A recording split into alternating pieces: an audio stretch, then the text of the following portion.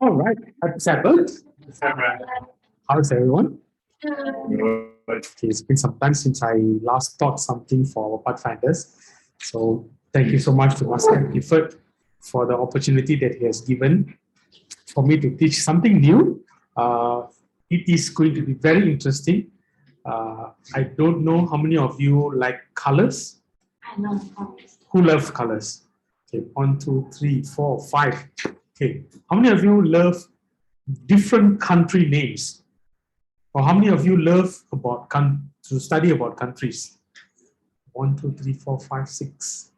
Okay, how many of you love to study about flags? 1, 2, 3, 4, 5. Okay, interesting, very good. Let me share my screen because today we are going to learn an honor that is actually called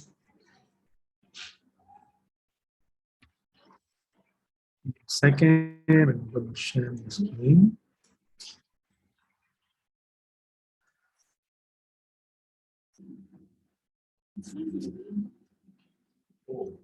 Okay, we are going to study vexillology. Wow. Okay, so this is the magic word, vexillology, and what it means is the study of flags. Okay, this is a very, very interesting honor. Okay, give me a second. I need to.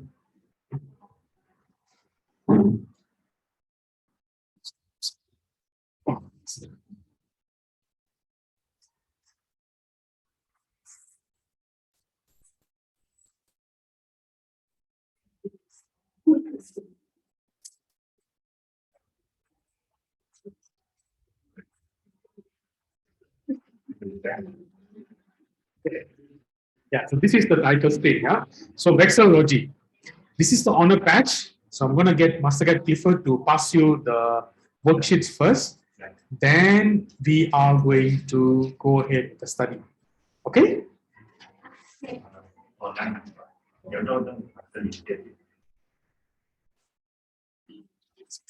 No, I need Master Guide Clifford to distribute the worksheet. Sorry, Pastor.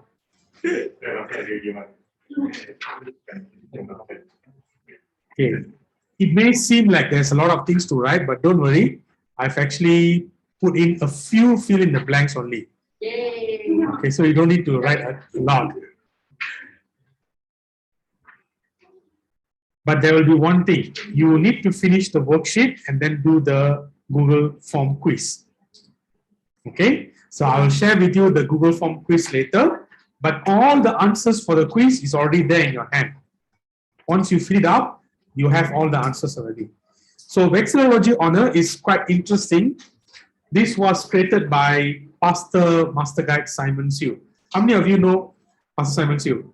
1, 2, 3, 4. Okay, he has been to our church many times. Okay, so he is a very well-known pastor.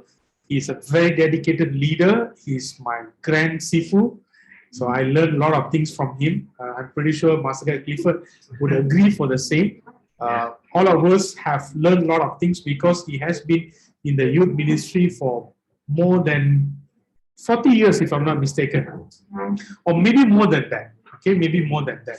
He has been with our mission, he has been with our union, and now he's a retired pastor. And he travels all around the world, going to different churches, helping out in the churches, preaching out, conducting seminars, and also conducting some honors and offender classes.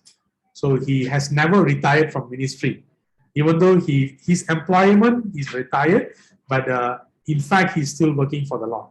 Okay, so vexillology, what it means is the study of flags.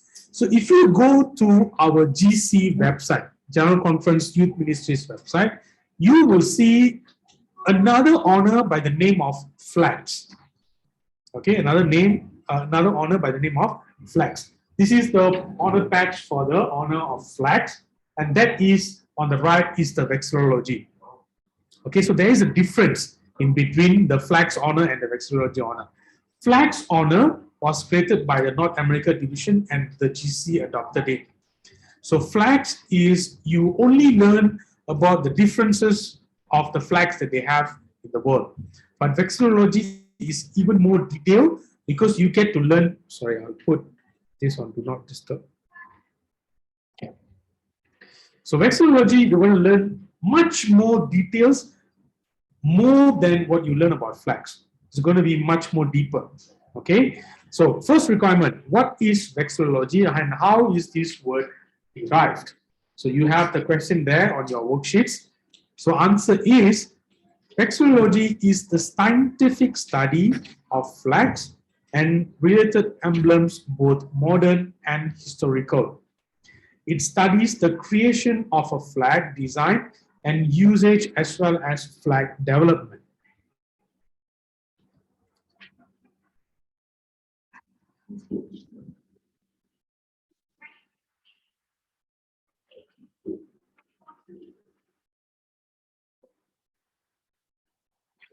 I'll give you some time to write this up. Okay, let me know if you have managed to find the answer, managed to fill in the answer. By the way, please fill in your names on your worksheets and put in today's date, 18th of September. September, yes, correct. 18th of June. Okay, so today's date is 18th of June. Don't just listen to me and write, okay? Think also. Okay, next. The word vexillology is made up of the Latin word vexillum, which means flag, and the Greek word logia, which means study. Okay, so whenever you see the red color words, remember that is very important because the quiz will cover that. Am I clear? Okay. The vexillum was a kind of flag, and this is what vexillum is, yeah? A kind of flag or standard with fabric hung from a horizontal crossbar on a pole. It was used by the Romans in ancient time. Okay, who used it? The Romans. So the ancient Roman relic, this is the ancient Roman relic, and you can see the vexillum here. Okay, showing a woman carrying vexillum. This was actually around 100 BC. Okay, and the term vexillology was first used in 1957 by the US scholar and vexillologist Whitney Smith. This word first appeared in print in 1959. This is Whitney Smith. Yeah? He's a professor of political science at Boston University from the year 1964 to 1970. And he is also the designer of the flag of the country Guyana. Okay, so he's a designer of the flag. Let me know if you're done, then we can go to requirement number 2. By the way, for this vexillology class, there's a lot of things to cover. So we'll try to see if we can cover all of it by today. Yeah? Go back. Sure. Next. Yeah.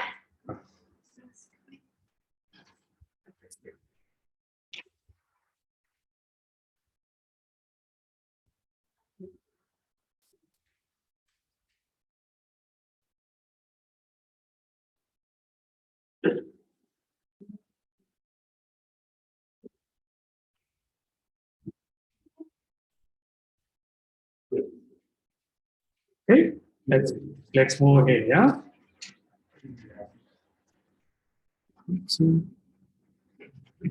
Okay. Requirement number 2. What functions do flags serve? The first flags were used to assist military coordination on battlefields. It also enabled the army to know where their commanders were. This was one of the functions for flag. Okay, let me know if you all have done writing. Yeah, simple, right? Just one word only you have to write. Because I don't want to give so much of a word. You know why? Because you have to use your hand later to play badminton. Yeah. So I don't want to make your hand tired now. Then Master people will say that, oh, all of them become tired because they write a lot. Okay, next time I'll make sure you all write a lot.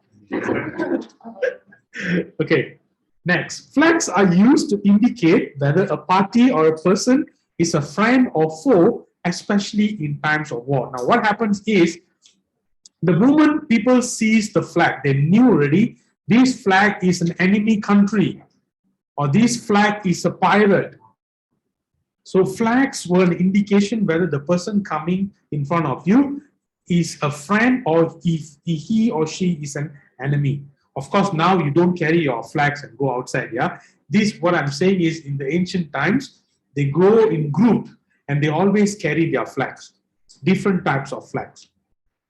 Now, flags were used by warriors to raise their spirit for battle.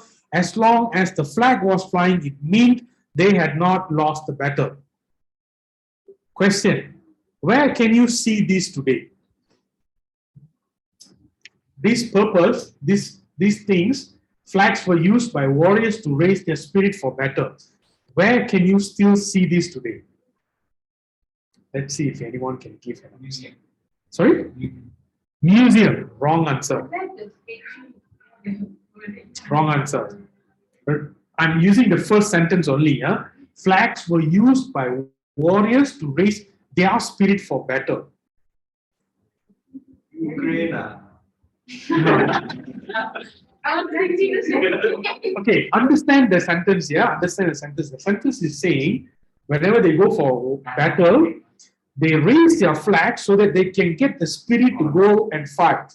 So in that sense, where is flags being used to raise spirits? For the political. Wrong answer. Pathfinders. No. Extensively all around the world. Army. Think. No. Yes, Chelsea. No. Olympic Games, whether is it? Nearer to that. FIFA World Cup. Okay, nearer to that. In stadiums. Okay, in stadiums, when you see especially badminton games that is being played or football game. Recently, Malaysia versus Bangladesh, football game was going. If you see, over 52,000 people were there in the stadium. And they were shouting with the flags, singing all kinds of Malaysia songs to boost the spirit of the players. When they listen to know that Malaysia boleh, people shouting, saying that we can do it, or they sing Negaraku, or they sing all the songs of Malaysia, their spirit is boosted. So this is what it means also in the older age. When they raise the flags, all the warriors will have that boost of spirit, say that, yes, let's go to war. Okay, so that's how it is. I don't know how many of you have had the experience of going to a stadium to watch any matches. Anyone here been to stadium? Okay, Master Guy Clifford, only one hand. Pastor Noah, 2 hands. The rest of you never been to a stadium. I'm telling you something. You're missing a big piece of the excitement if you're watching a sport on your 80 inches screen or even with the large screen of projector. It is different than you watching that match live. Last time, when I was a very young guy, I used to go to all the matches for Selangor. I'm a hardcore Selangor fan for football. And I'm a hardcore badminton fan also. So each time there is a match in the indoor stadium of Bukit Jalil, I'll find time to buy the tickets, even the 15 ringgit tickets. It doesn't matter. Even at one corner, you can still see the match and the excitement when people shout together. You are like out of this world. That is the kind of spirit that you have. And you will be really literally shouting out of your breath because you want to support for your country. You want to make sure your country wins, right? So that's the kind of spirit you see in stadiums. So if you have an opportunity to do so, when you're maybe a little bit older, when you are going to your colleges or when you started your work and all, make sure you at least experience it once. Okay, you don't need to do it a lot of times, but at least once. You will really remember that experience when people, imagine 30,000 people shouting together when there is a goal or when Lee Chong Wei wins. It's the entire building shaking, That's the kind of spirit that you can feel. Okay, so now let's continue. This is the reason why even to this day, the tradition of having armed guards to accompany and protect regimental colors, flags is still being practiced. Now you can still see this in the especially in the palaces of the kings.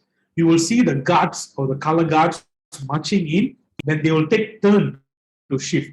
Like in your school, you have your flagpoles, right? Similarly, there are flagpoles in the palaces, like Istana Negara, for example. And there will be always an army guard standing there, guarding that flag. Of course, in your school, you don't have a guard to guard your flagpoles, lah. But in the castle or in Istana Negara, you must have a guard guarding it because Istana Negara is an identity for our country. That is the first place enemy might want to attack. And second place is, of course, the Prime Minister's office or Prime Minister's home. So those important places is where they will place an army guard to be there to protect the flag, because the flag is an identity of the country. The moment that flag is gone, that means the country is already in chaos. The country is already in trouble. It is going to the war. So that's why they always have guards, especially army guards, not ordinary people. The army guards will be there protecting the flags. Now, this is a picture of Singapore regimental color guards escorted by armed guards here. And this is a picture of color guards of the Chinese People's Liberation Army escorted by armed guards. And this is the French Legionnaires color guard escorted by army guards. And this is the regimental flag bearer surrounded by 5 armed guards. And this is Malaysian students marching during National Day celebration.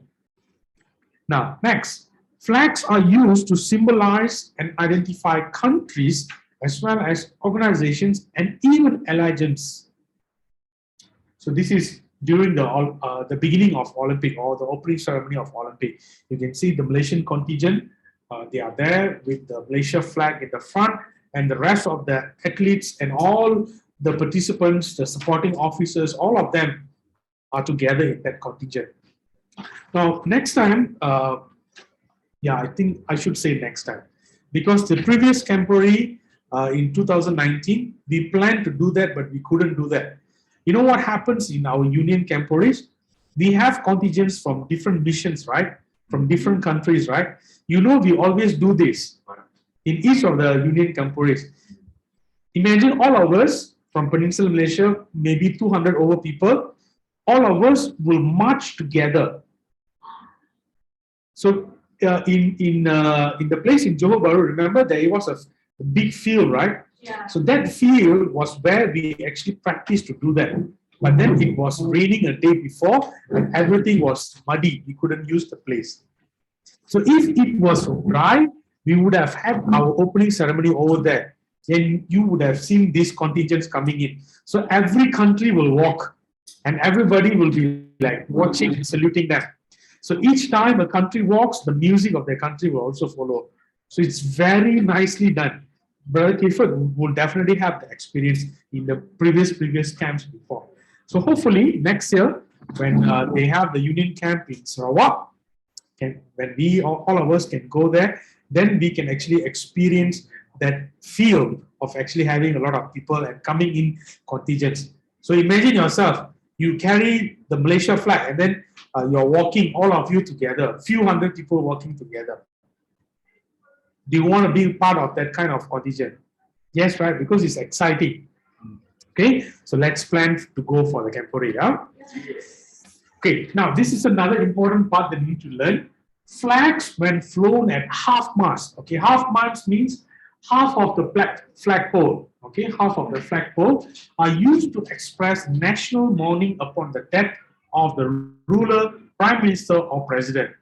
Now, what happens in any countries, whenever highly decorated individuals pass away, like prime minister or anyone from the royal family passed away, the country's flag will be flown at half mast or half the flagpole. Okay, I will show you how it is done later, yeah, in one of the requirements. But this is something that you need to know. Whenever you see flags in hoisted half mast, that means something is wrong, someone has passed away, or the country is mourning for the death of someone. And if you are given the opportunity to raise your flag, never make sure that you don't do this. Okay, make sure when you raise your flag, the flag must reach to the top. Otherwise, it means you are either disrespecting the flag or someone has passed away. So that's two meanings people will understood. Next, raising of flags are also used to celebrate a victory or an achievement. This is definitely true for us Malaysians. Now, an interesting story. How many of you know this person? Oh, there's a name there already. Edmund Hillary. Who is he? Okay, how many of you ever heard his name before? Raise your hands. No one knows the name. I think I just know this one. There's Yes. some person who went to Mount Everest and stick the flag. That's Okay, so he is the first human who have ever climbed Mount Everest. Okay, now you can see hundreds or maybe thousands of individuals have climbed Everest, Mount Everest, but he was the first human. Many of people tried before him, all of them failed, but he was the first to reach the peak or the top of Everest, Mount Everest, and this was on May 29, 1953. And his name is just Edmund Hillary, but because of his achievement, the government or the royal family, or I should say the monarch of United Kingdom, Great Britain, gave him the title of Sir. That's similar to like our Tun. Okay, so we have Dato, what else we have? Tan Sri, Tun, yeah, Dato Sri, yeah, something like that. So this is one of the highest ranking given by the royal family. Okay, so but the interesting part is he was not alone. He climbed the Mount Everest with another person by the name of Tenzing Norgay. Okay, Tenzing Norgay is a Nepalese Sherpa. You know what is Sherpa? Sherpa means they are the mountain guides. They are the native people over there, and they are the master who knows how the mountain is. So even until today, if you want to go to climb Mount Kinabalu, you will still have the guides there. They don't call them Sherpa, but it is somewhat similar. So the mountain guides, especially like when I went to climb Mount Kinabalu last time, that person, if you were to ask me, I don't know how many hundreds of times he has actually climbed the Kinabalu Mount. I've climbed only once, and that was overtaxing for me. But those guys, the guides and his team, they would be carrying gas cylinders and climbing up to Laban Rata. Even the climb from the bottom to Laban Rata is not easy. It's not like Bukit Gasing, okay? So it is a bit tough. And in that toughness, they can carry their cylinders and run.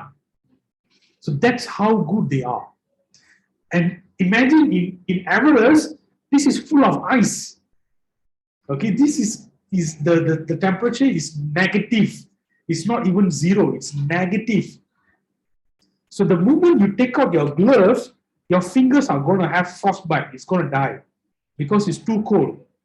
Imagine you open your fridge, you put your hand into the wall of the fridge for a while. After you take out, your flesh can come out already.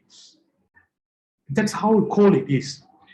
So this person, Tenzing Norgay, he was the Sherpa for Edmund Hillary. So they went together, two of them.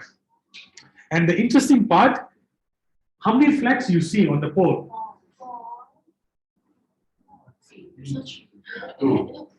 Yes. How many? 5. Okay. Pastor Noah said 5. Okay, Esther said 3. What are the answers we have? 4. Okay, Master Guy Clifford said 4. Okay, actually the answer is 4. These are the 4 flags. Okay, so these are the 4 flags. The first flag is the United Nations flag. Okay, the light blue is the United Nations. Let's see if I can actually point. Hang on now.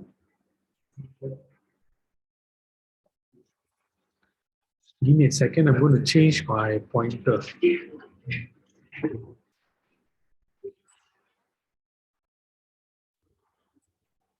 Let's flag 5. It's like you have to be first. You're right. You were like the website. You can't have a picture and will type. How about Kinabalu? Yeah, no one like Kinabalu first. Yeah. After that, we go to four times.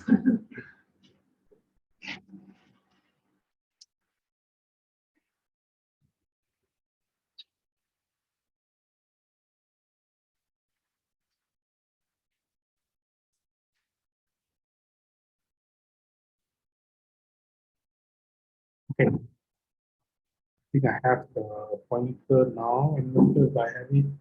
It's my pointer. Oopsie. Okay, never mind. So the first flag, the light blue, is United Nations. Next is United Kingdom or Great Britain. And this is the flag of Nepal. And this is the flag of India. Okay, so there is a reason why you have these four flags. Okay, so Edmund Hillary, he is not from India. He is not from Nepal. And he is also not from United Kingdom. He was in New Zealand. He was from New Zealand. Okay. The reason why he actually planted these four flags, there is a story behind it. Okay. So United Nations, because he was the first human who ever reached Mount Everest. So that's why he wants to actually put in the United Nations flag. And there is another story about the flag that represents everyone, because until that time there was no flag that represents all the country. So there was only United Nations flag, which to his mind he thought that represents the whole world, all of the people. So that was the reason why he had this flag, United Nations flag first, and secondly, why he had the UK flag is because UK sponsored him. Sorry.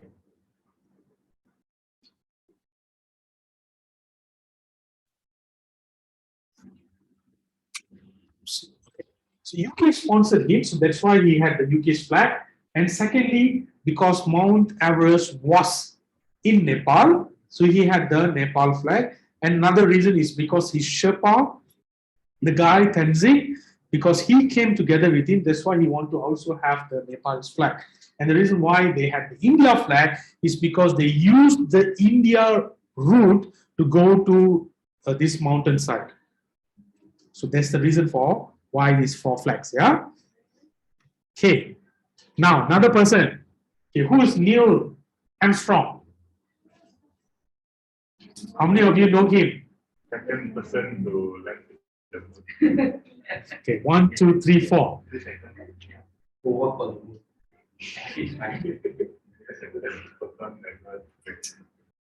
Okay. So Neil Armstrong is the official, you would say he is the first official man who walked on the surface of moon. But before him, there was another person, but that person could not walk. Okay, he was there on the moon, but he could not walk on the moon. So ended up Neil Armstrong as being the official person who is recorded as the individual who had walked on the moon. Now, the flag that was placed is the flag of United States. The flag were 3 feet and 5 feet dimension, and this is how the flag looks like when they carried it. Okay, so it was folded in, and they carried it, and then they had to open up the pole together. Remember, in the surface of moon, there are no flag poles. You cannot just go there and raise your flag. So they brought everything together, the flag pole and everything, and then they planted it. So this is how he did it. So this was how should I say, the method or the design of the flagpole and the pole and the flags itself was designed as such because the astronauts, they cannot walk like us. They have to hover over. Like if you watch the space movies, they'll be like walking like that, like floating kind of thing. So they'll be like sort of like jumping from another place to another place. So because of that limitation, they had to make sure that the flag poles can be carried and they can, plug it in. Now, an interesting fact that happened was when this flag was actually sort of like put inside the soil of the moon, it did not go in very deep. The maximum it went in was 7 inches only, which is probably about this level. Okay, so it was not like too deep that the pole can withstand a lot of things or what. And another thing is, if you notice on this flag here, normally for flag poles, you will only have this pole, right? But if you look at this picture here, there's another pole here, which splits out the flag. That means it's like L-shaped. So when you fold it up, it's like folded like this. When you open it, it is open like that. So that's why you can sort of like see that the flag is flying, but actually the flag is not flying. There is another pole on top. That is what is spreading the flag. Of course, if you go to the internet, there are a lot of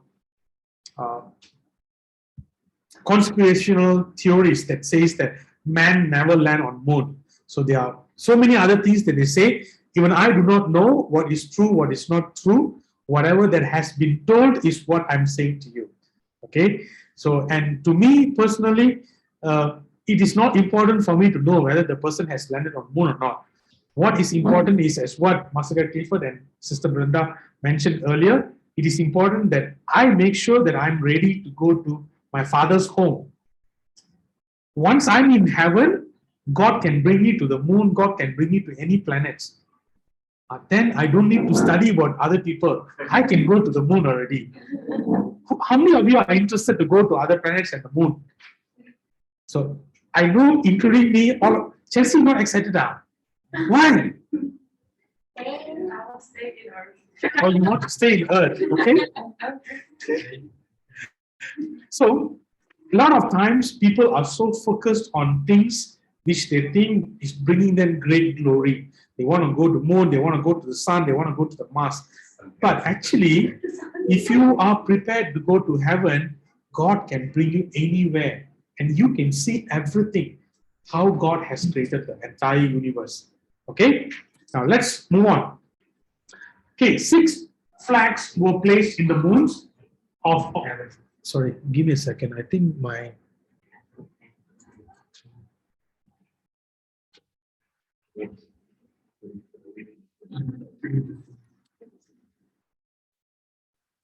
okay. So 6 flags were placed on the moon by 6 successful expeditions to the moon. What has happened was one of the flags that was placed flew away. So they couldn't place one of the flags. Yes, Jagu. So one of the flags couldn't be placed. So there are only 6 which has been placed there. So Apollo 11, July 69, Apollo 12, November 69, Apollo 14, January 71, Apollo 15, July 71, Apollo 16, April 72, and Apollo 17, 1972. What do you see from this order here? What is the odd thing that you see from the order here? Sorry? Okay, very good, Chelsea. Twice a year. So the expedition to the moon was done twice a year. What else?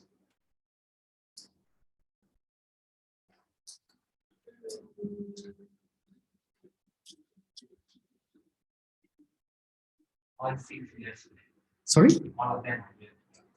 Okay, yes, very good. All of them are from US. What else? Successful. Okay.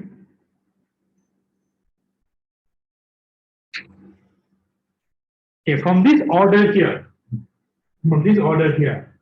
what is missing? 13. 13. What happened to 13? The one that failed, so they go that flight. Sorry? Flight that flew away. Okay, it was not the flight that flew away. It was a tragic incident that happened. Exploded. Yes, it exploded before it took off. Oh, I mean, it exploded right after it took off. So the entire crew died. None of them were able to be saved. Everyone died. So that was Apollo 13. Okay, so Apollo 13, I don't want to say it's a failure, but it was a tragic incident where later on they found out that the cause for that was actually because an engineer forgot to actually screw a nut. Small thing, yeah. So small thing, Can cause such a big. exactly. And a lot of people died. It was millions and millions of money that was just went astray. And if you have time, there's a movie by the same name, Apollo 13. Go and watch it. It's a very interesting movie. I know it's a bit dramatized because it's a movie, okay? But you can see the story, how they actually create the rocket, what went wrong, and right after the rocket took up, it blew. Okay? So that's why Apollo 13 is missing here. Now, again, okay, this is another thing, okay? This is another interesting fact.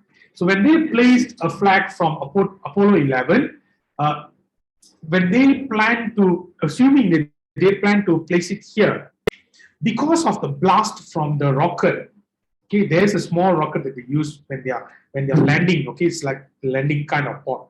So that blast actually brought them to go to the other side because of the impact. Remember, they're not exactly standing. They're sort of like floating, you know. So because the gravitational in moon is not as strong as Earth. So they can't, like, you know, when you drop things, it doesn't pop like that. It slowly goes down because the gravitational force is not that strong.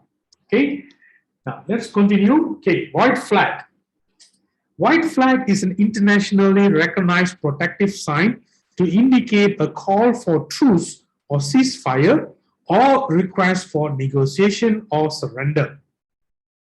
Under the Hague Conventions of 1899 and 1907, a person carrying or waving a white flag signifies that the approaching negotiator is unarmed and not to be fired upon, nor is he allowed to open fire. So this one you know for sure. In most of the cartoons that you see, especially Tom and Jerry, they always raise the white flag, say that, sorry, I don't want to fight anymore. And most of the time you see that Jerry is the one who's actually carrying the flag because of the too many beatings that he took from Tom, that he cannot take already. So he say, I wave my flag. And at times you see that even after waving, he will still be attacked. That means the person doesn't honor the white flag that is being raised. So in this world today, white flag is internationally accepted. Okay, another important thing. How many of you know the history of handshake? Do you know the history? When did people start handshaking? No. Okay, do you know why handshake was even first created? Okay, so let me ask you today. Why do you handshake with people? Greet them. Greet them. Yes, very good. Greet them. What else? Introduce. Okay. Congratulate. Yes.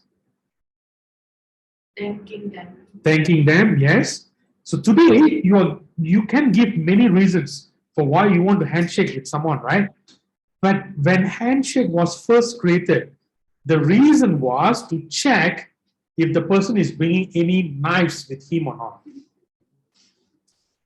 Say for example, okay, Master Tiffany is here, yeah? So when I handshake with him, I know that he is not carrying anything here.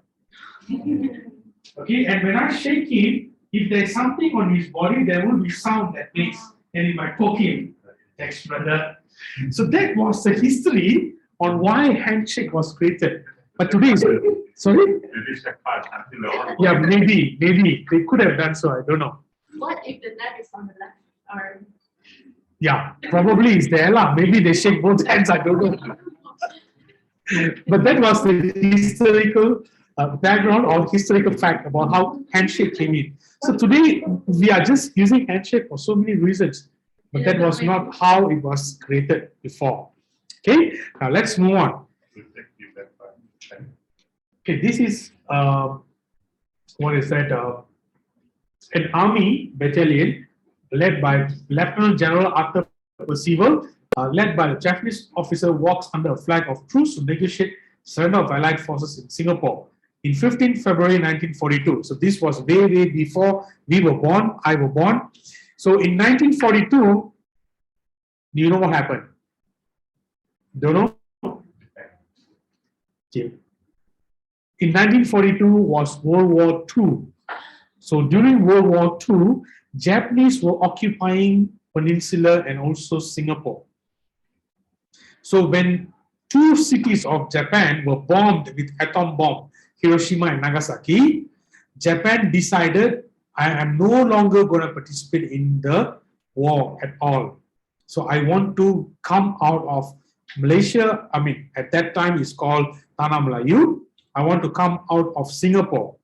So what they did was they brought this white flag saying that we don't want war anymore. We want to surrender. We don't want to fight anymore. We want to just peacefully go out of this country. So please don't kill us. So that's what they did. And this actually happened. Okay, this is an actual picture of what happened over there. Now, black flag. Black flag is used to express protest, opposition, or defiance. Okay, so this is what black flag means. Black flag means you are protesting against something. Just recently, I think maybe 1-2 years ago, or maybe even more than that, there was a protest, a big protest in KL, and many of them held the black flag. This protest was done by, if I'm not mistaken, those houseman doctors. Just recent, I can't exactly remember when it happened, but it was all the doctors, the junior doctors. They were fighting because they were all on contracts and they did not get all the benefits of a full-time doctor. So they were protesting with the black flag, saying that, we need our rights to something like that. So black flag is used for protest. Now, can you burn a flag? Any country's flag? Cannot, yeah? Very good. Burning and desecration of a flag is sometimes used to indicate displeasure and anger. This is something we should not practice or condone. Okay. Red flags are used to warn others of danger, especially on a beach. So red is always associated with danger or stop, don't go, don't do. So red flag, you can normally see this in the seas, especially in the seas where there are high waves. So if you, maybe in Port Dickson, I think I've only seen it in one part of Port Dickson, but not on all the other parts. Only one part where there is a sort of like a small harbor port where they have a fishing boat over there. So that place is a bit deep. Even though it's at the shore, but that place is quite deep because they're actually putting their boats and all over there. So there is a red flag over there. But if you go to the east part of Peninsula, you can see red flags in almost everywhere, especially during the off-monsoon season. Sorry, during the monsoon season, because the waves are super high. And the moment you step in, you will be dead. Okay, how many of you have had experience to go to Kuantan or Terengganu or Kelantan? Yes, Esther. Where have you been? Kuantan. Okay. Have you had a chance to swim in the beach? How was it? Very good, right? Okay. None of you have ever been to Kuantan before. But you have been, brother. Okay. How many of you have ever been to Port Dickson? Okay, I'm sure, pretty sure all of you have been. So if you have swum in Port Dickson's beach is something like this. So this is from the beach sand, right? So the water will be like going in like that. So the more deeper you go, the more you walk further, the more deeper it becomes because it's going on a slope. But the beach or the sea on the east part of Peninsula is not like this. It is like this. So what I mean by like this is when you're walking from the beach level, you will go deep, deep, deep, deep, deep, and then you will climb up. Then you will go deep, deep, deep, deep, and then you will climb up. The reason why I know this because we had our fourth SAUM Campori in Kuantan. So we pitched a tent there, and then it was just beach side.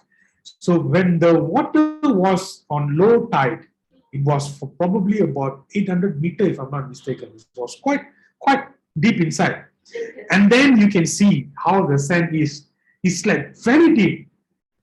So imagine if you get stuck there, you cannot come back already. Especially when the water is coming on high tide, because you will get stuck in it. And the interesting part is there are a lot of fishes over there, especially when it's like that. There is some water still remaining there, right? So there are lots and lots of fish that you can just go and catch it with your bare hands. So it's a very interesting thing. So as a Malaysian, or as people who are staying in Malaysia, I would tell, please experience all those things. You don't need to go fly out to different countries. There are still many things in Malaysia that is yet to see. Yes, Pastor, let's organize a church camp over there. Jabril can be the coordinator. All right, let's continue. Okay, so flags can also be used to communicate messages. Example, semaphore, international Morse code of signals, car racing flags, and etc. Let me know if you all need 5 minutes break. Yeah, I think we are. Yeah, maybe after this. Pastor? Up to 1 hour. Yeah. By the way, we have spent close to 40 minutes, I think, 30 to 40 minutes, and we are still in requirement 2, yeah? So that's why I said there's still a lot to cover. Okay, now what other functions? This is the International Code of Signals, Marine Signal Flags.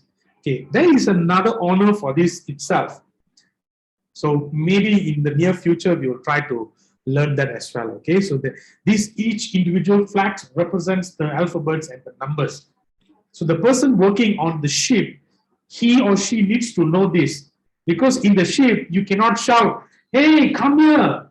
So you have to use the flag, and the moment you use the flag, people can understand that you're saying something.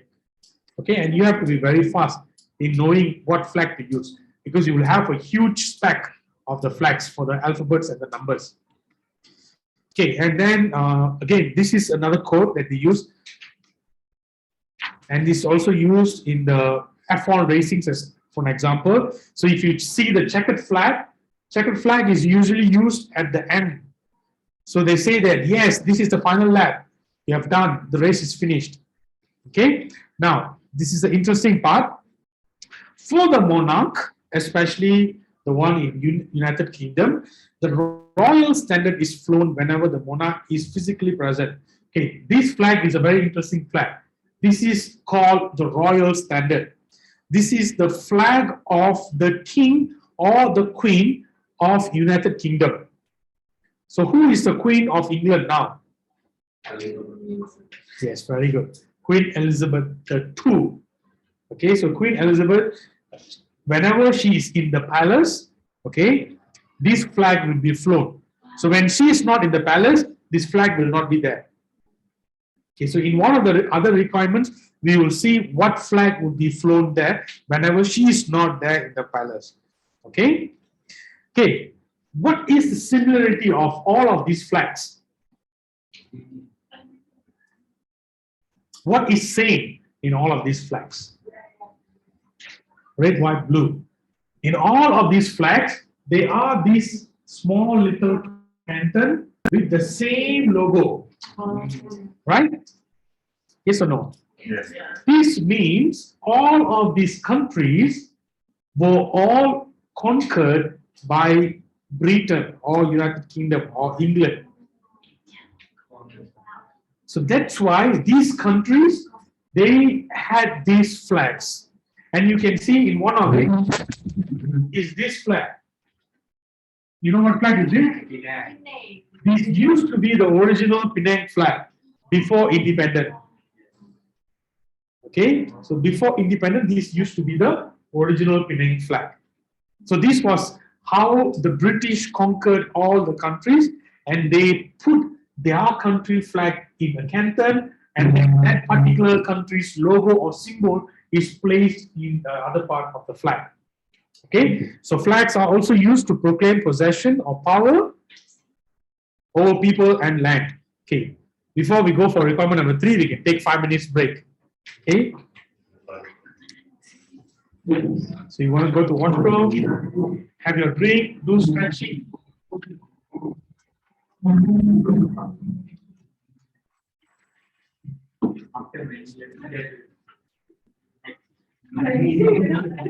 After this faster when people come in, members come in, you check it.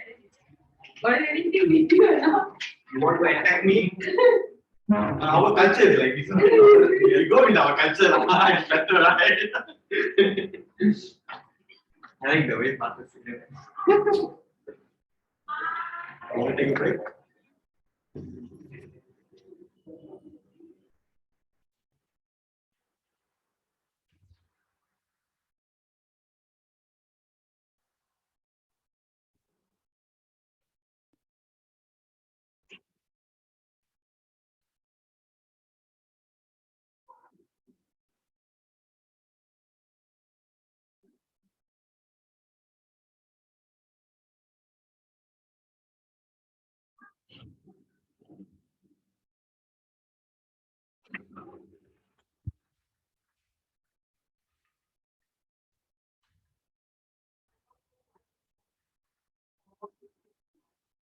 Okay. Okay.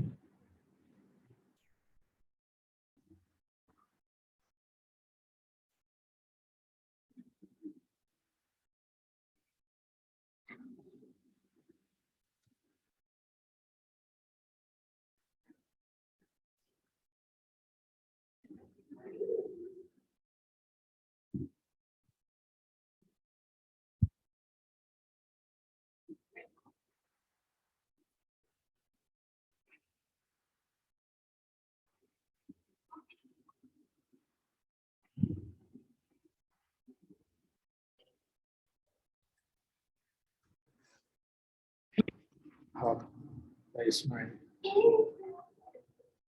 Right. So an ensign is a flag used at sea and is placed at the stem of a boat or ship to indicate its nationality. Okay, so remember that. Okay, ensign. Remember this word, ensign. It's already in red color here. Okay, so ensign is for country, to identify which country this ship is. So if you look at this sign here, this is the flag of Malaysia, and then there is an anchor. So when this flag is placed on a ship, it means this ship is from Malaysia. Or if there is a flag of Myanmar or there's a flag of Singapore, then it means that ship is from that country, Myanmar or Singapore. Now you have to remember this, okay? Red color flag with Malaysia in Canton is a civil ensign. I know, and there is something there actually. I did see how Brother Clifford has done it, but I can know the difference there. See if any one of you can find the answer for 1 and 2. Okay, so if you can find the answer for 1 and 2 based on what is printed, then I'll give you something. I found it. Yes. How? It's a color difference. Dark differences.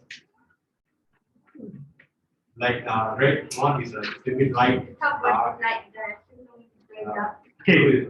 The key point is this. Can you see this blue? Yes. So this blue, on your first picture, you can see that it's dark. Yeah. Okay, so that's how you differentiate. Okay, so the first flag is civil ensign. The second flag with the blue with Malaysia in Canton is government. Okay, by the way, when I say Canton, Canton means this quadrant. Okay, this one part of the flag. Okay, if you split the flag into 4, this 1/4 is called Canton. Okay, this is called Canton. So Malaysia in Canton with an anchor is naval ensign, and Malaysia flag in Canton with the star, 14-point star is called Air Force ensign. I'd say ensign. Okay, so you have to remember that. Now, this is an onomast. Onomast is actually in the shape of a triangle that is stretched out a bit. Yeah. So an onomast is a flag or pennon showing the name of a ship. Okay, so again, going back to the question earlier, what is an ensign? Ensign is for what? What can you see from an ensign? Don't look for your answer. You just wrote it. Ensign means it represents the country. Okay, so onomast means it represents the name of the ship. Say, for an example, my ship name is Titanic. Okay, imagine. Okay, so the onomast will say Titanic, and then I will have the what flag I should have on my ship. Which ensign I should use if I'm from Malaysia? There are 4 ensign, right? Which ensign I should use? Very good. Master Clifford said the right answer. I have to use the naval. Okay, so let me go back here. So there are 4 reasons of these flags. Okay, so if I am a citizen of Malaysia, okay, and I have a ship that I go for fishing. So in my fishing boat, I need to have this flag because I'm a civilian. You understand what the word civilian means? Civilian means a normal person of Malaysia, a citizen of Malaysia. Okay, so I'm a civilian, I have to use the civil ensign.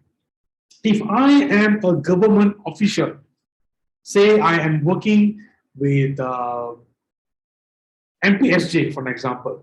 Okay, so if I'm working with MPSJ, assuming MPSJ has a boat, so MPSJ must use government ensign because MPSJ is part of government. If I am an army officer, okay, I'm an army officer, let's say I'm a marine, a Malaysian marine working in Malaysian, what we call this, Tentera Laut Diraja Malaysia. Okay, if I'm working in Tentera Laut Diraja Malaysia, this is the flag I will have on my ship.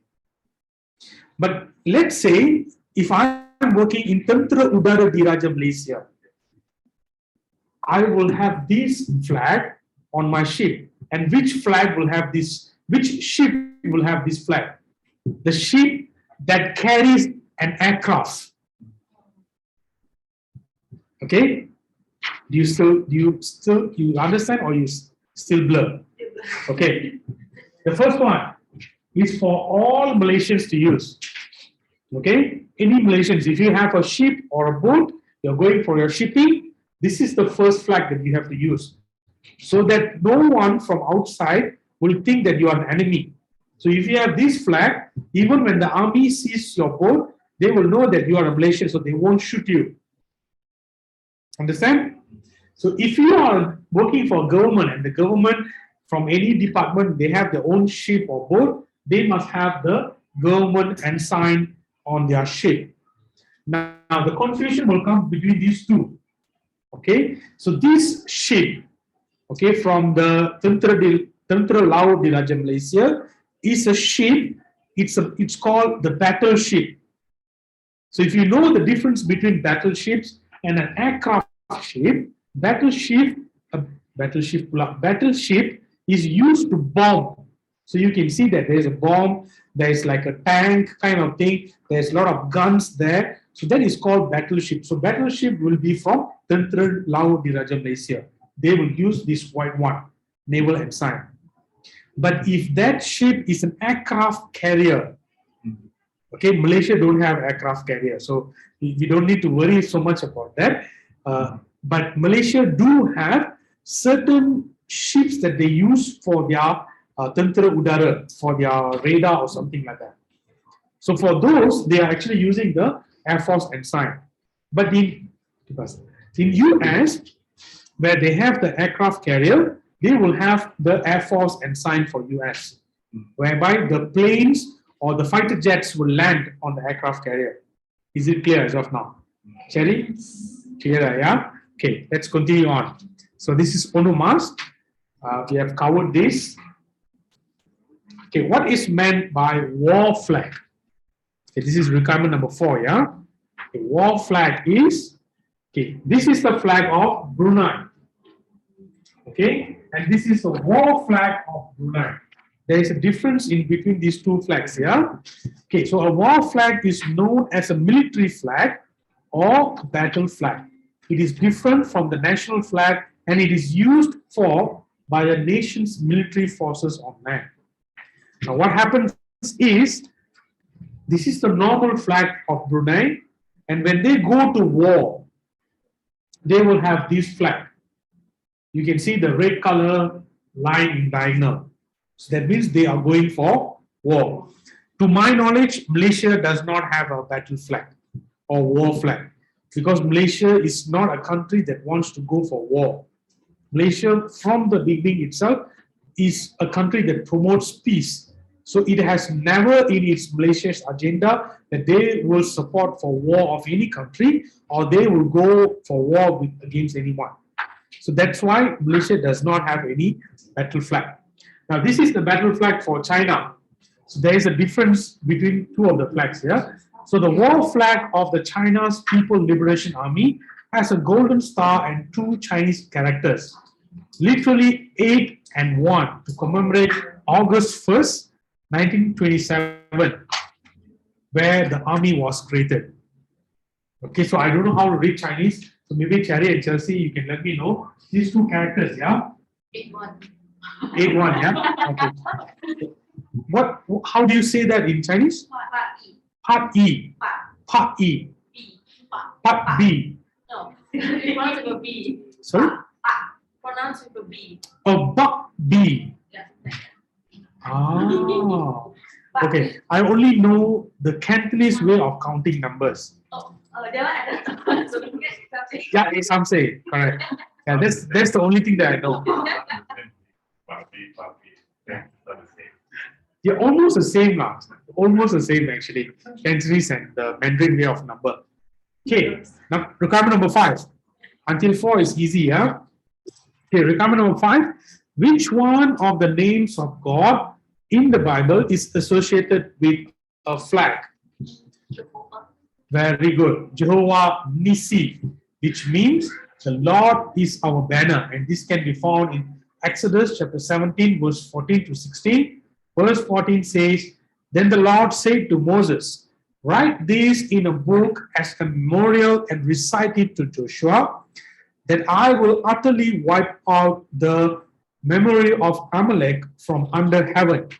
Verse 15, And Moses built an altar and named it, The Lord is my banner. Verse 16, And he said, Because the Lord has sworn, the Lord will have war against Amalek from generation to generation. Sorry. So this is what it means. Yeah, Jehovah Nissi means the Lord is our banner. Okay. Requirement number 6.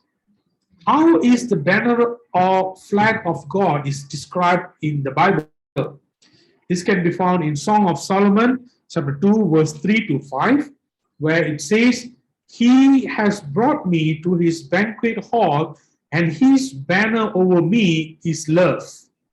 Okay, so this is what it means in Song of Solomon, chapter 2, verse 3 to 5.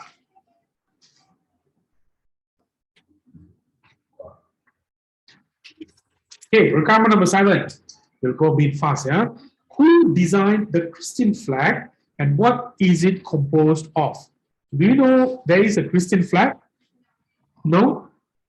No one have seen it before? Very good. Because you can't find it in Malaysia. It's very seldom that you can see it being flown in any of the churches in Malaysia.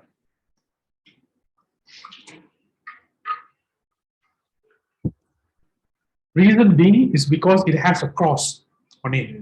So that's why they don't allow it to be flown in Malaysia. Maybe in some very rural place, you can find some of the Sunday churches, especially those Methodist churches, they will have this Christian flag. Okay, so this is how the flag looks like. It's a white flag with a blue canton and a red cross. Okay, so the Christian flag was designed in 1907 by Charles C. Overton and Rolf Diffendorfer. Okay, I'm sorry, I pronounced it wrongly. To represent all of Christianity and Christendom, and has been popular among Christian churches in North America, Africa, and Latin America. Okay.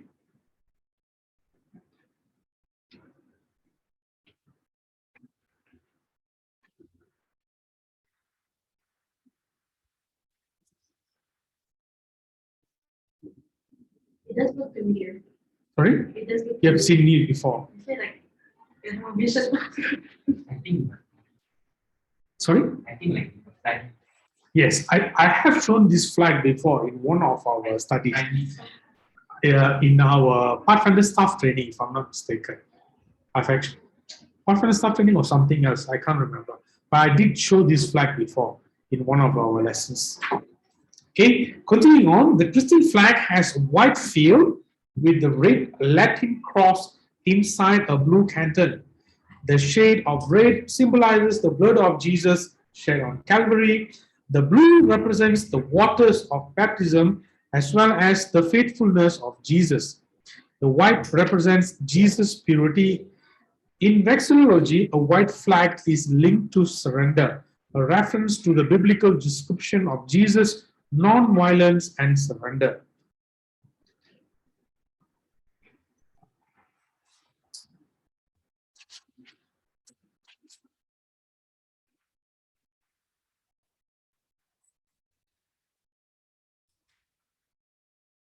By the way, just to let you all know, for the Vexillology honor, this is the basic, and there's an advanced version of the honor.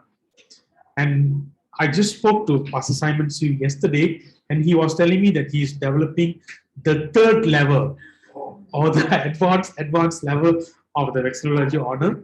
So he may be announcing it next year. So I don't know. So let's see. Maybe if we can finish both the basic and advanced, then we can learn the other part of the Vexillology. So continuing on, the Christian flag pledge was written by Leonhard Hogue, a Methodist minister who had heard Rolf Diffendorfer, secretary to the Methodist Young People's Missionary Movement, promoting the Christian flag at a rally. Okay, requirement number 8. Remember the story where I said that when Edmund Hillary climbed up Mount Everest, he did not have one single flag that represents everyone, right? So that's why he used the United Nations flag. Now, after that, there was a flag by the name of world flag. So each country has its own flag, right? But do you know that there is a flag for the world? You know or you don't know? Don't know. Okay. So this is the world flag. Wow.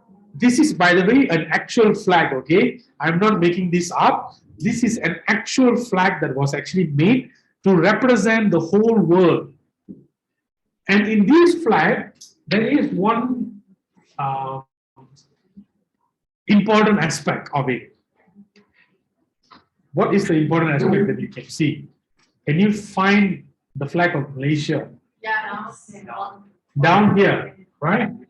There is a reason why Malaysia flag is at the bottom right of the flag. We will cover that in a while. So the world flag, and this is how the flag is flying here. So the world flag was created in 1988. Okay, remember Edmund Hillary climbed Mount Kinabalu is when? 1940. Never mind. When did he climb Mount Kinabalu? See, I asked the question, when did Edmund Hillary climb Mount Kinabalu? Okay, so it was in 1957. 57, right? 53. Okay, sorry, my bad. It was 1953 that he climbed Mount Everest, yeah, not Kinabalu. So this was in 1988. So only in this year they created the world flag. So it was created by an individual by the name of Paul Carroll to raise awareness and funding for non-profit organizations working in the areas of education, world health, human rights, and the environment. It serves as a unifying symbol, inspiring positive global change while embracing and celebrating cultural diversity. So it's a very beautiful flag, yeah, this one. Okay, and this is the significance of it. You see the four corners here. In the center is the world map surrounded by the 216 flags, including the United Nations flag. The four corners of the earth are represented by Sweden, Nepal, Tuvalu, and Malaysia. Each country is in a relative opposite location of the earth from each other. So in the geometry of the world map, Malaysia is considered the most left bottom corner of the chart. So be proud that you are a Malaysian, okay? So because we are something, we are someone, we are special. Okay? Then let me continue with requirement number 9. Can or first still writing? Can, yeah? Okay, let me move to requirement number 9. What is the correct method to fly a flag at half-mast during a time of national mourning? Remember, I told you that during the time of sadness or when leaders died or passed away, you have to fly the flag at half pole, right? So how do you do that? Okay, this is how you're going to do it. So this photo, you can see it. This is half pole here. Okay, this is half pole here. This is half pole here. And you see, this one is during the contingent. So normally, when contingents go into the spots, okay, they will always carry the flag with full height. But this is a very rare occurrence that in 2014, MH17, there was a disaster where it actually got blown up in the sky when it was flying over nearby to Ukraine. So when that happened, because a lot of people died, the government declared that the country is mourning for those individuals who passed away. So that's why you can see, even during the contingent, instead of having the flag in full height, it was flown at half height. Okay? So how do you do that? First, you have to fly, you have to make sure that the flag is going up to the top. Okay? You hoist the flag to the top of the pole and then you lower it down. Do you understand what I mean? Okay? So assuming that this is the flag pole, okay? This is the flag pole and this is the flag. Okay? So you are raising it like this. So, but because I told you, you have to only hoist it half mast, you cannot do like this. You understand what I mean? You cannot raise the flag like this and keep it there. And then come and tell me, oh uncle, this is already half mast. This is not the right way of doing it. The right way is, you have to bring it up to the top and then bring it down. Okay? So this is what it means by half mast, yeah? So make sure you remember that. Next.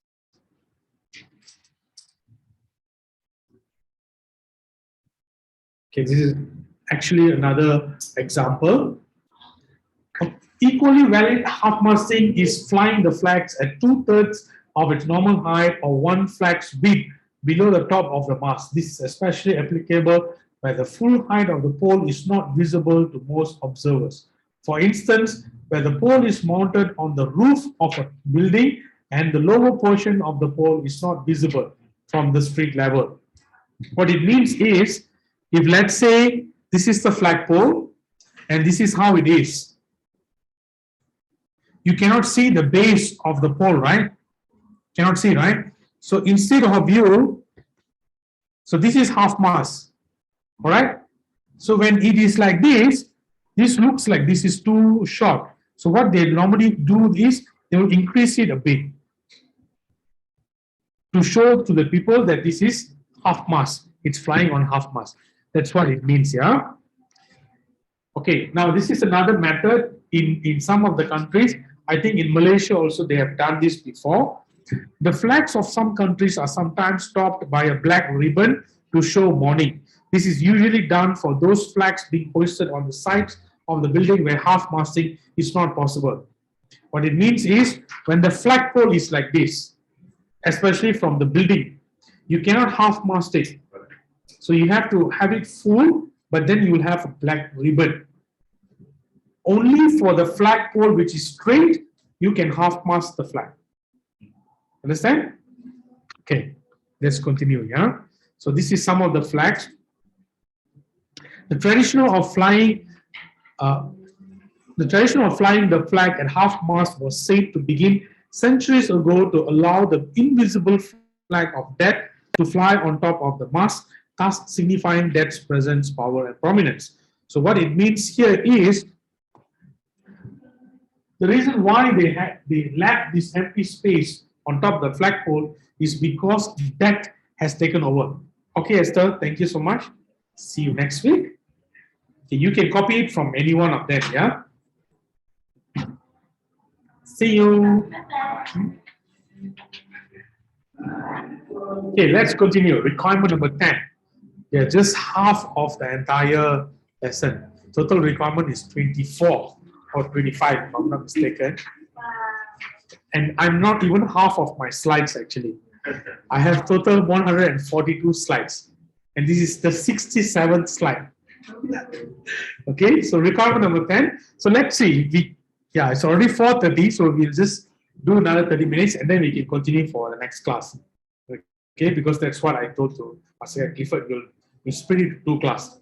So requirement number 10, which country made it a law to fly her flag at half-mast on Good Friday? Okay, so you all know what is Good Friday, right? So the world celebrates Good Friday as the day Jesus died. But there is one country in the world that on the day of Good Friday, they will fly their national flag on half-mast. The country is the country of Greek or Greece. Okay, Greece, yeah, this is the flag of Greece. According to Law 851-1978, the only day specified on which the Greek flag is flown at half-mast, besides other days of national and public mourning, is on Good Friday. Many flags at homes and government buildings are set at half-mast to mark this religious day, which is considered a mournful day. So take note, yeah. Greece is a very interesting country.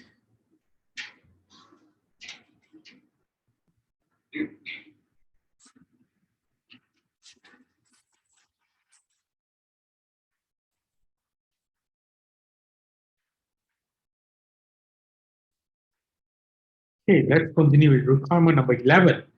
Which 2 national flags are never flown at half-mast, and why is this so? Okay, so remember the reason why we need to fly the flag at half-mast?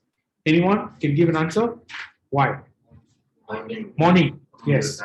Because the leader has passed away and we are feeling sad. So we want to show that we are feeling sad by flying the flag at half-mast. But there are 2 countries where their flags can never be flown at half-mast.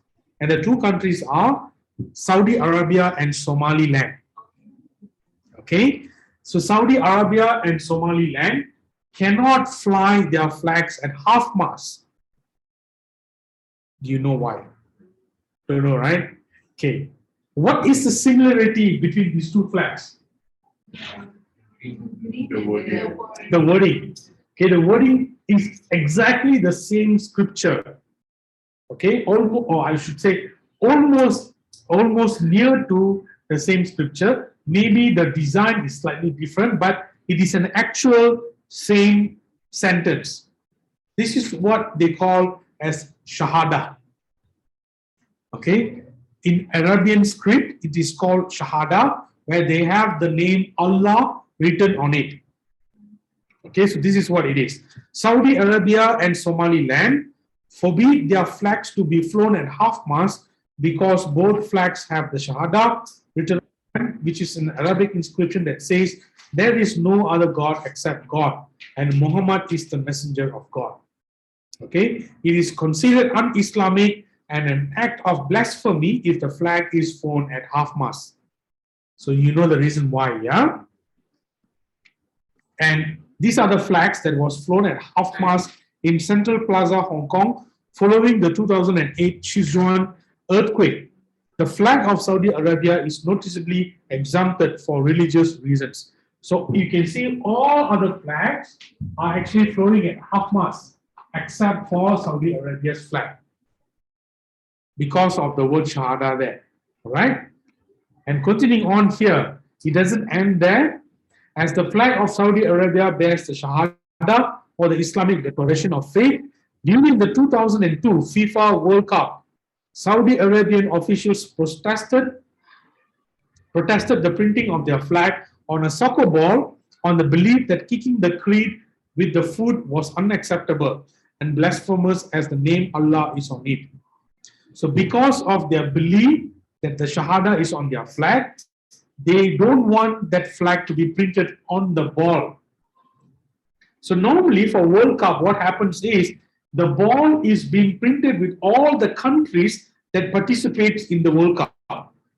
So there are possibly about 48 countries that normally represent. I think it's 48. Hang on a second. 24. So 24 countries will participate in the World Cup. There will be 6 groups. Correct me if I'm wrong, I think it's 6 groups. There are 4 countries in each group, that's for sure. And I think there are 6 groups over there. So all these countries, they will have their flags being printed on the ball. Okay, so that's how it is. And Saudi Arabia participated, but they disagreed to actually have their flags printed on it. Requirement number 12. Why are there 2 different flags flying on different occasions at Buckingham Palace? Okay, remember this flag? Yeah, exactly. Yes. So this flag is called the Royal Standard of United Kingdom. This flag will be flown when the king or queen is in the palace. So in today's scenario, Queen Elizabeth II, whenever she's in the palace, this flag will be flown. And whenever she's not, this flag will be flown.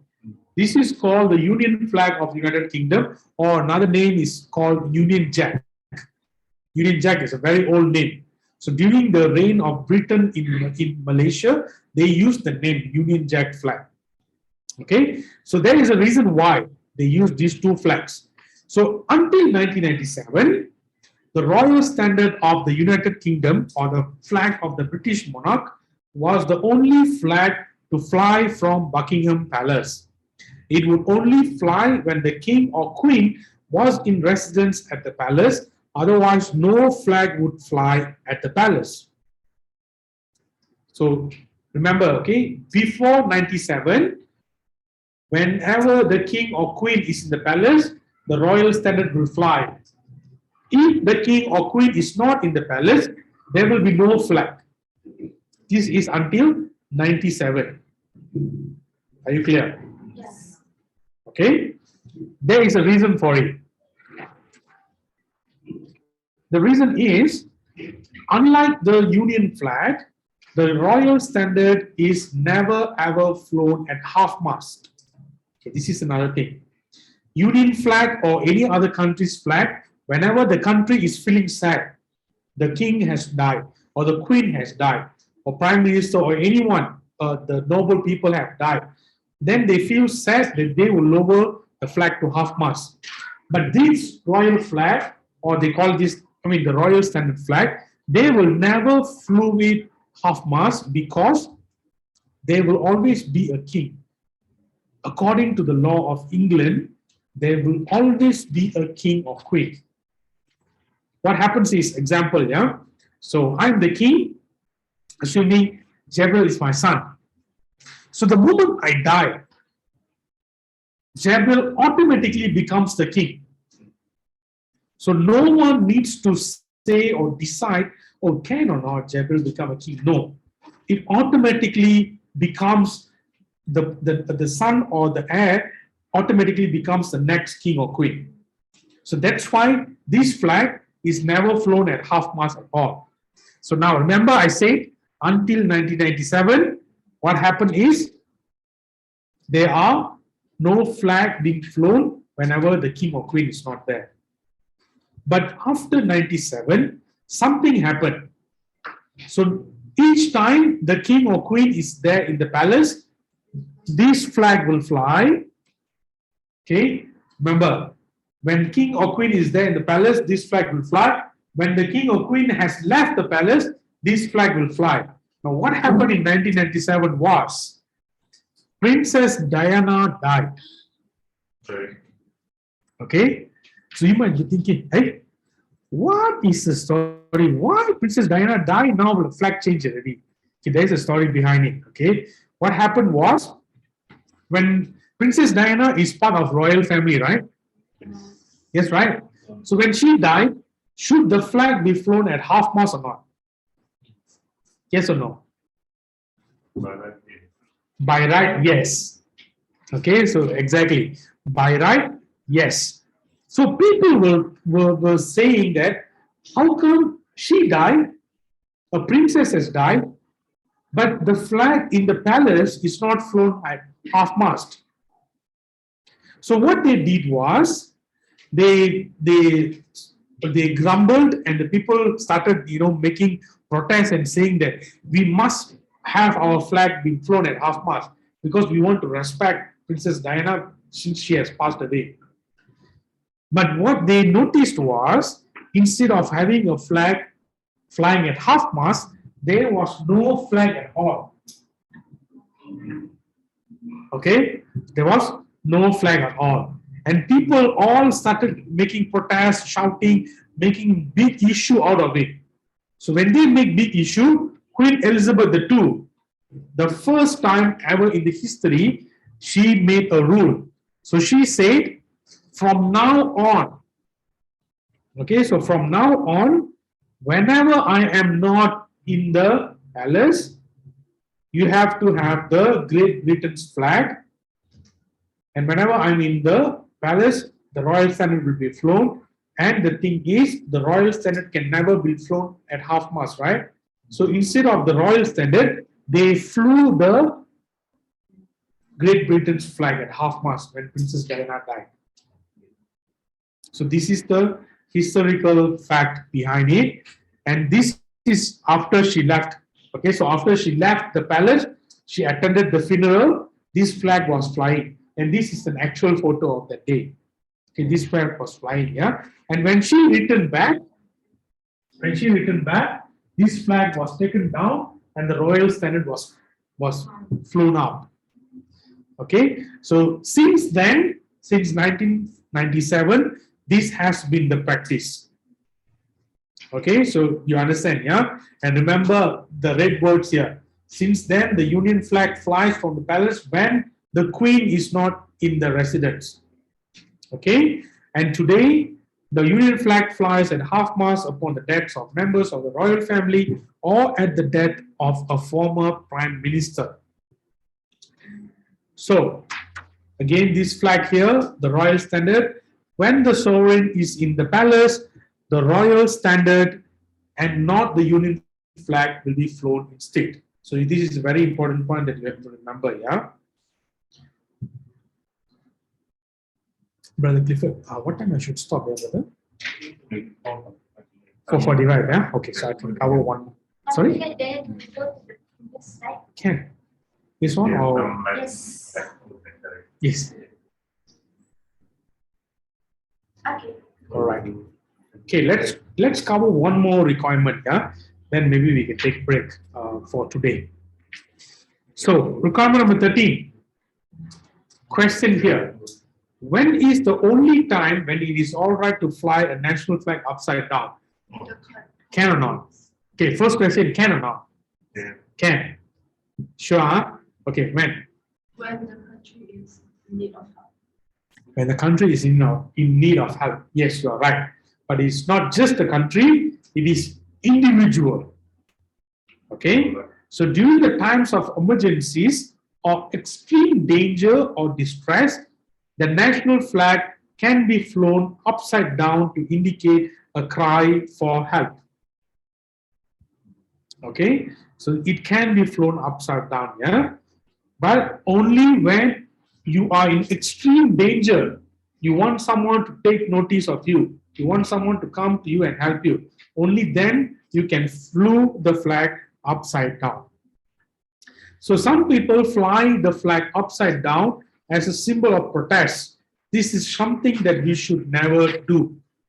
Okay, remember, don't simply for play, oh, I want to go back home and I want to fly my national flag.